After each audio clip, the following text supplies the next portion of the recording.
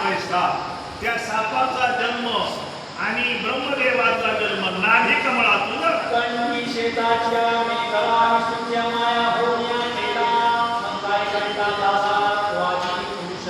अगोदर गळ्यामध्ये साप घातला. काय केलं मग? गोपीन मानव्या निरंजनिया विवस्ववर्णमुनी पंचक्लेशा वेदध्वनी निरंजनी.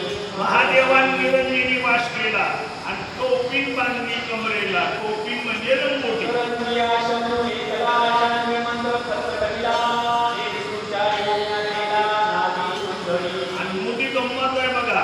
इतके एकच हे दोघं विष्णू महादेव. महादेवानी जप केला की विष्णूकडे यायचा. या विष्णूनं तो इथं साठवला पोटात. एक तो केला कंठीहारांच्या तळामाची शिल तरंगावरी निरंतर अशिवाला तसे. या अलंकाराला एक हार आहे. असा हार असं नाव आहे. तो हार एक कंठामध्ये घातला. विष्णू आचर्य करुण्या मानसी मने करण्या ऐसी समृद्धी शब्द मानसी सर्वव्रती. महादेवानी इच्छा करावी तसे अलंकार विष्णूला चढायचे. मग देव काय ऐकता ताला तिच्यानंतर वेगे उडविला त्यापासून तुकार वहिला कल्लोळ निघाला. महाराज म्हणाले हे दोघं जण ज्यावेळेस असा व्यवहार करतात त्यावेळेस जन्मय पृथ्वीतून कल्लोळ निघाला.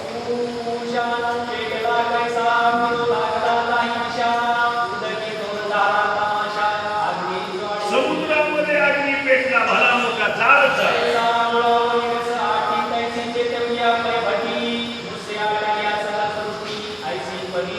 आता सृष्टी आटून गेली. सृष्टीमध्ये काहीच नाही. जीवना पासाव पोषण हे वनमजानत्या समजना गणेशित उदाशना हे शंभुर्वे इंद्राचा. अग्नी एवढा मोठा झाला की महादेव त्याला आवडू लागले. तेने सोशिले सर्वत मैया तैस्या सकळ माया विश्वचराची केवळ फारस. अग्नी आवरण अग्नीनं पाणी आठवलं. त्याही दिशा ज्वालामुखलित केल्या. लागता एक कडी लाटले असे तातडी आषाढाची महापर्वरी हे देव. डोंगर जळू लागले. डोंगर जळू लागले. सप्त समुद्र शोभितले ऋषी मनोनीते सात समुद्र लागले.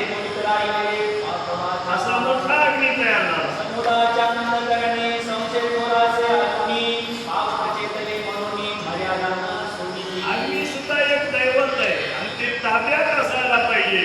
ते फक्त महादेवाच्या ताब्यात. पावकालिया भयाने पाताळी राहिले सर्व जीवने गंगाधरने श्री शंभुने मस्तकी धरले.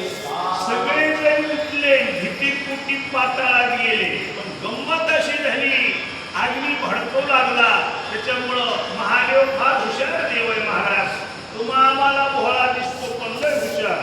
त्या भोळ्या देवानं गंगा नेमकी पकडली आणि आपल्या डोक्यावर धारण केली. आयसे शोषिले मणिमंथन परपटविले साकार होण्या ठेवले माणिक्या ताकेची. जाळून टाकलं अग्नीनं पाणी. ठरलेलं पाणी गंगेच्या ओघानं डोक्यात साठवलं. ही कमाल आहे. पंचमहाभूते सकळ प्रकटविल्या तत्काळ यशी सूर्य सोजळ. तिथं पाच लोक तयार झाले. पृथ्वी, आग, तेज, वायू आणि आकाश. नभस्त्रे आणि तारा सकळ पावकळ नदी सोजळ पवनाने मेघमंडळ धरणामाही. आणि या सगळ्यामध्ये अग्नी महत्वाचा आहे. नाना पर्वत निर्मिले महामंडळी स्थापिले आत्मनिशाणी वाहिले हे स्थापिले. त्याच काळात महादेवानं आठ दिशेला दिग्पाल नेमून दिली. पूर्ण पर्वत उभारले सप्त समुद्र स्थापिले. मोठे पर्वत तयार केले. निर्माण केले. समुद्राचे 7 प्रकारांनी. समुद्राचे ताट बांधिला मृतमी भवती वेळा घातला समुद्रा माझे स्थापिला दान.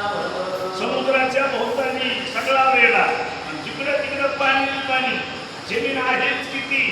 हे जे महाभारत आहे ना अख्ख्या नौखंड पृथ्वीला 19% फिट केलं. तिथं सगळे टक्के पाणीच. आणि आपल्या शक्तीने निर्मिल्या चतुर्दर्शन भवने एकतीस स्वर्ग शंभुने चतुर्दश भुवन महादेवानं तयार केलं. आय सावलाची उत्पत्ती विष्णू आनंदाला पैचकी परित्र्या ज्ञानाची निवृत्ती बहुकल्पना राहिली. एवढ्यात नारी कमळात गडबड झाली. मनोज्ञानी या जगन्नाथा तव चरणी जनितो माता नाभिकमाची आगता संचरती. महादेव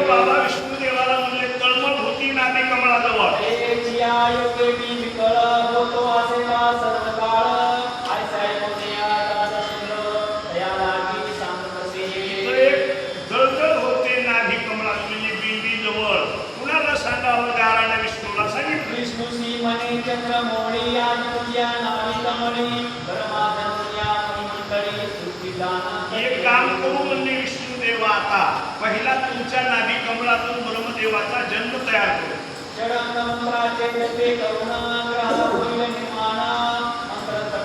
ब्रह्मदेव जन्माला की त्याला 4 श्लोकाचा उपदेश करू.